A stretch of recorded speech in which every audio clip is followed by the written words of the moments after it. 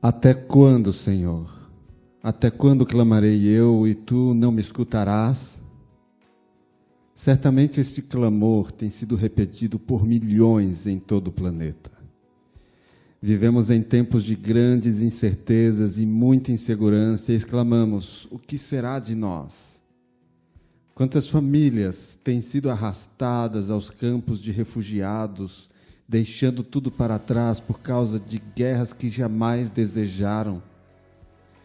Quantas vezes mais teremos que assistir enchentes, terremotos, ventos desgovernados e tantos outros desastres naturais, desalojando crianças e isolando idosos? Quantos pais ainda terão de assistir seus filhos sendo arrastados pela violência urbana, ou serão abatidos pelas imoralidades e toda espécie de pecados que assolam nossas cidades?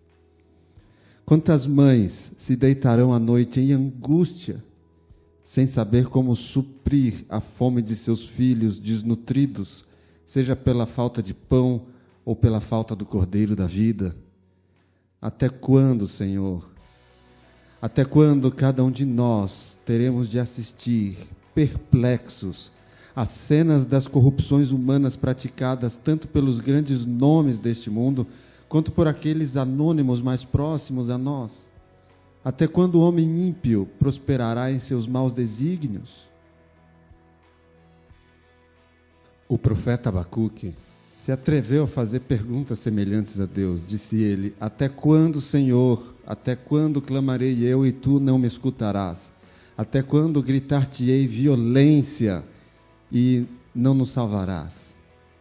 O detalhe, porém, é que aquele servo recebeu a notícia de Deus, de que a Babilônia estava a caminho e arrasaria Jerusalém. Ficou pasmo diante da notícia de que tanto ímpios como justos seriam afetados por uma guerra terrível contra o reino de Judá. Hoje é possível que muitos dos que estiveram orando por nosso mundo, por nosso país, por nossa cidade, por nossa igreja, que agora estejam pasmos diante de um vírus que não respeita ricos ou pobres, brancos ou negros, crentes ou descrentes. Lojas estão fechadas, empresas fazendo a paralisação da produção, profissionais de saúde sendo abatidos nos hospitais e famílias sem saber o que haverá em suas despensas na próxima semana. Todos nós nos questionamos com o profeta: até quando, Senhor? Até quando? O que será daqueles que professam teu nome, daqueles que buscam fazer a tua vontade? O que será daqueles que te amam? Pai, como viverá o justo? Eu queria dividir um pouco destes meus pensamentos com você agora. Aquilo que Abacuque viu no passado tinha muito que ver conosco.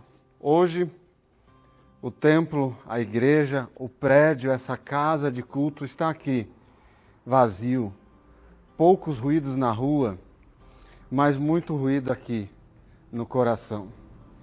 Eu sei que muita gente vai dormir cheio de ansiedade, acorda sem ter muitas expectativas, muitas dúvidas, muitos anseios, muitas questões para dividir com Deus. O Senhor respondeu ao profeta aos seus questionamentos, aos seus anseios, e disse: escreve a visão em tábuas, com letras grandes, para que possa ler até quem passa correndo. Eu quero convidar você a ler a resposta de Deus, um dos versos mais profundos da Bíblia e repetido algumas vezes no Novo Testamento. No capítulo 2 do livro de Abacuque, você pode ver no verso 3, a visão ainda está para cumprir-se no tempo determinado, mas se apressa para o fim e não falhará. Se tardar, espera-o, porque certamente virá e não tardará. Então aqui eu quero sua atenção para estas palavras: eis o soberbo, a sua alma não é reta nele, mas o justo viverá pela fé. Curve sua fronte e vamos falar com o nosso Deus. Pai querido, aqui estamos em meio a uma jornada, uma guerra, que não é contra vírus, que não é contra reinos, que não é contra aquilo que nossos olhos veem, mas uma guerra espiritual. E nesta luta, ó Pai, o Senhor nos chama para estarmos ao lado dos vencedores. O Senhor nos chama para estarmos ao lado daqueles que são justos.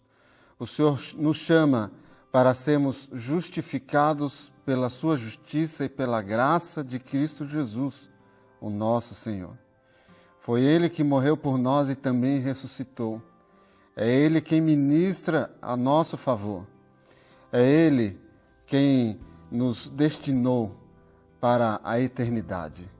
Por isso aqui estamos pedindo que o Senhor acalme nosso coração e nos dê a sua paz. Oramos em nome de Jesus. Amém. Antes de você sair, quem sabe você pode se lembrar de um verso de louvor, porque o provérbio, aliás, o salmo dito aqui pelo profeta, ele termina no capítulo 3, é um salmo lindo. Ele termina dizendo assim: ainda que a figueira não floresça, nem haja fruto na vide, e o produto da oliveira minta, e os campos não produzam mantimento, e as ovelhas sejam arrebatadas do aprisco, e nos currais não haja gado, todavia eu me alegro no Senhor, exulto no Deus da minha salvação.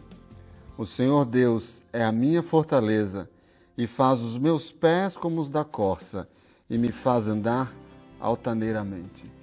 Ande com a cabeça erguida, porque o justo viverá pela fé.